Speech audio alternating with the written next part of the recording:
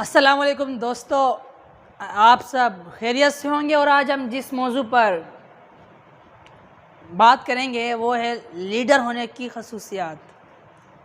اگر آپ لیڈر بننا چاہتے ہیں تو آپ کو if you want to be a leader تو یو شوڈ فالو حضرت عمر فاروق رضی اللہ تعالی عنہ۔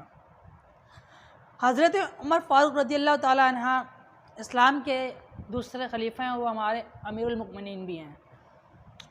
تمام انبیاء کرام اور حضرت ابو بکر صدیق رضی اللہ تعالی عنہ کے بعد جو سب میں زیادہ جو دنیا میں مقام آتا ہے تو وہ حضرت عمر فاروق رضی اللہ تعالی عنہ کا آتا ہے۔ جب یہ مسلمان ہوئے تو اسلام کو بہت طاقت ملی اور مسلمان تبلیغ کھلم کھلا کرنے لگے اور لوگوں کو اسلام کا درس دینے لگے۔ جب یہ اپنے وقت کے حاکم مقرر ہوتے ہیں، یہ بادشاہ مقرر ہوتے ہیں، تو ان کی حکومت کا بڑا ہی نرالا انداز ہے۔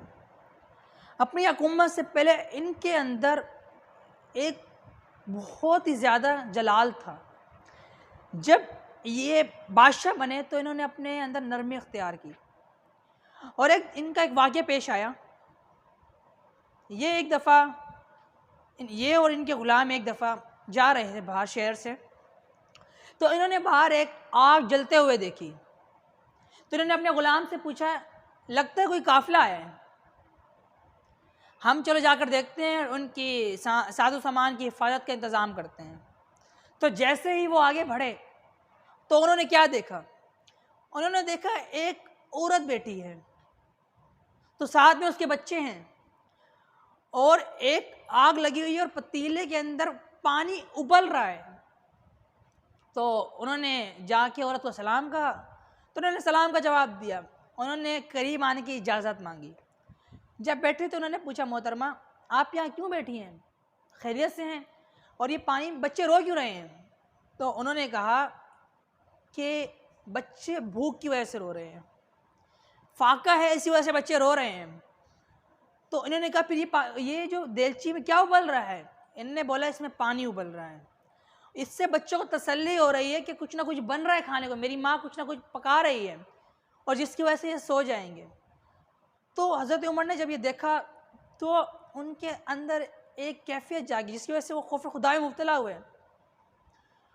تو ان کی جو عورت تھی اس نے کہا کہ جو یہ حضرت عمر جو امیر المؤمنین ہیں، انہیں اپنی رائے کا خیال نہیں، وہ خبر نہیں لیتے اپنی رائے کی کہ ان کی جو عوام ہے، ان کی جو رائے ہے وہ بھوک کی وجہ سے بھوک کا شکار ہے۔ تو حضرت عمر نے کہا، اے محترمہ، عمر کو کیا خبر کہ تم یہاں ہو، عمر تو شہر بھر میں دیکھتا ہے تم یہاں ہو، عمر کو کیا خبر؟ جیسے ہی حضرت عمر کو ایک خیال آیا، وہ دوڑے گھر اپنے بیت المال کی طرف، اور ادھر سے انہوں نے وہاں سے آٹا، چینی، کچھ دینار وغیرہ لیے اور ایک کٹا پورا بھر دیا۔ تو ان کے غلام نے ان سے کہا کہ امیر المؤمنین یہ جو بوری ہے میں اٹھا لیتا ہوں۔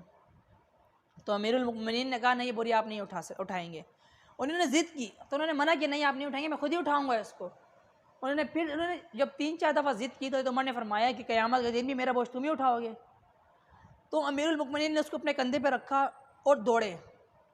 جب وہاں دوڑے اور جا کر انہوں نے آٹا وغیرہ مکس کیا، جب کھانا بنا، بچوں نے کھانا کھایا، جب خود سے اپنے ہاتھوں سے پکایا، اور جب وہ کھانا پکا رہے تھے جو ان کی داڑھی مبارک تھی، اتنے دھوئیں وہاں سے نکلتے، پورا جو اوپر فضا تھی پوری دھواں ہو گئی تھی۔ انہوں نے اپنے ہی ہاتھوں سے ان کو کھانا کھلایا، اور جب انہوں نے کھانا کھا کر سیر ہو گیا تو بچے کھیلنے لگے۔ حضرت عمر فاروق رضی اللہ تعالیٰ عنہ وہاں بیٹھ گئے کچھ دیر۔ تو جب وہ واپسی گئے، اجازت دی، جب واپسی گئے تو انہوں نے اپنے غلام سے کہا، میں اس لیے یہاں بیٹھا تھا کہ جب میں یہاں پر آیا تو یہ بچے رو رہے تھے اور اب یہ بچے ہنس رہے تھے، اس لیے میں ان کو دیکھنے کے لیے بیٹھ گیا تھا۔ اور ہمارے حکمرانوں کا تو یہ حال ہے کہ انہیں کوئی فکر ہی نہیں ہوتی، وہ حاکم بن جاتے ہیں لیکن اپنی عوام کو خادم کی طرح ٹریٹ کرتے ہیں، ملک کا نہ کوئی خیال رکھتے ہیں، نہ کچھ دفاع نہ وغیرہ کچھ نہیں کرتے ہیں، اور اپنی عوام کا بھی کچھ خیال نہیں۔ اگر آپ نے جو آج کل کے ہمارے حکمران ہیں ان کو چاہیے وہ حضرت عمر فاروق رضی اللہ تعالیٰ عنہ کی سیرت کو پڑھے اور جیسے حاکم تھے ان کو فالو کریں، اور وہ جیسے وہ اپنی رعایا کا خیال رکھتے تھے ویسے ہی وہ رکھیں. خود راتوں کو گلیوں میں گھومتے تھے کہ کوئی انسان بھوکا نہ ہو. اور ہمارے حکمران تو ایسے ہیں کہ ان کے پیچھے 20 گاڑیاں جاری ہوتی ہیں.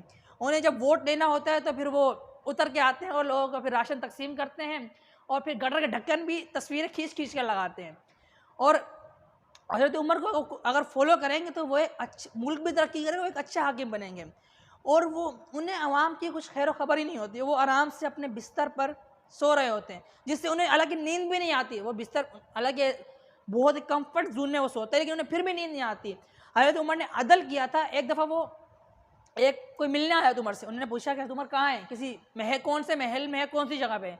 تو انہوں نے کہا آپ اس جگہ چلے جائیں, آپ حضرت عمر وہاں مل جائیں گے.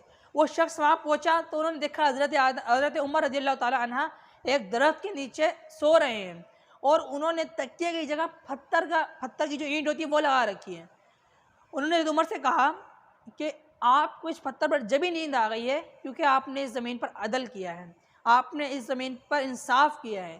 ہمارے حکمران انصاف نہیں کرتے, لوگوں کو انصاف نہیں ملتا. کتنے لوگوں کو سزا ہو جاتی ہے, کتنے لوگ ہی اپنے گھروں سے جدا ہو جاتے ہیں جب وہ مر جاتے ہیں, جب انصاف کا پیغام آتا ہے. ابھی بھی ایک واقعہ پیش آیا کہ انصاف ہو کہ یہ بندہ رہا ہو گیا, حالانکہ وہ بندہ پہلے ہی رہا ہو چکا ہوتا ہے, دنیا سے ہی رہا کر دیا جاتا ہے. اور ابھی کچھ دنوں پہلے ایک واقعہ پیش آیا, کچھ گارڈ تھے اور ایک بندے کھڑے تھے. رمضان مبارک میں یہ واقعہ ہے کہ وہ بندے کھڑے تھے, کڑک تپتی دھوپ, اور کیا پتہ روزہ بھی ہوگا, مسلمان ہے روزہ بھی ہوگا. وہاں سے ایک حاکم گزرتا ہے, یعنی ایک بندہ گزرا, جو ان کا آپ کہہ دو MNA کہہ دو, جو بھی کہہ دو, وہ گزرا. وہ جب گزرا تو انہوں نے خالی ان کو ایک سلوٹ مارا, یعنی وہ پونا گھنٹے سے ان کو سلوٹ مارنے کے انتظار کے لیے کھڑے تھے. یہ کس چیز کی مخلوق, یہ کس چیز کا ہم انصاف کر رہے ہیں, اور یہ کون سی ہم حقوق العباد ادا کر رہے ہیں. یعنی اللہ تعالیٰ ہم رمضان میں اللہ تعالیٰ انسان کو ہم رمضان المبارک, اور ویسے بھی مسلمان کا خیال رکھنا چاہیے اور سہولت فراہم کرنی چاہیے. ایک سلوٹ کے لیے وہ تپتے دھوپ میں رمضان المبارک میں کھڑے ہیں, پھر کیسے انصاف, پھر حاکم کو کیسے نیند آئے گی. اور ہمارے ملک میں کوئی نظام نہیں, نہ نظام مصطفیٰ نافذ ہوا ہے کہ ہم اس کو فالو کریں اور اس پر عمل کریں. حضرت عمر کے جو وہ حاکم تھے یہاں پہ ہم ان کو فالو کریں. ایک دفعہ جب حضرت عمر کے پاس ایک شخص آیا, اس نے کہا فلانا شخص نے میرے اوپر ظلم کیا ہے, آپ میرا ادھر چل کے میرا اس سے قصاص لیں. حضرت عمر نے اس کو ایک ہتھوڑا یعنی کچھ چیز مار دی. انہوں نے کہا کہ جب میں بیٹھا ہوتا ہوں انصاف کے لیے اس ٹائم تم کیوں نہیں آئے, ابھی میں جب دوسرے کام میں مشغول ہوتا ہوں تم اس ٹائم آ رہے ہو. پھر جب وہ شخص چلا گیا تو حضرت عمر کو اس بات پہ احساس ہوا کہ انہوں نے ایک ظلم کیا. وہ گھر گئے, وضو کیا, نماز پڑھی, اور اپنے آپ کو ملال کرتے رہے, اور اپنے آپ کو بتاتے رہے کہ انہوں نے کچھ کیا ہے. اللہ تعالیٰ سے معافی مانگتے رہے کہ قیامت کے دن شاید اس پر میری پکڑ نہ ہو جائے. پھر اس شخص کو بلایا اور اس سے کہا, اس کو وہی چیز تھوڑا جس سے مارتا, کہا یہ آپ لیں اور مجھے اپنا بدلہ لیں, کیونکہ پھر انہوں نے کہا نہیں, میں نے اللہ تعالیٰ کی رضا کے لیے آپ کو معافی.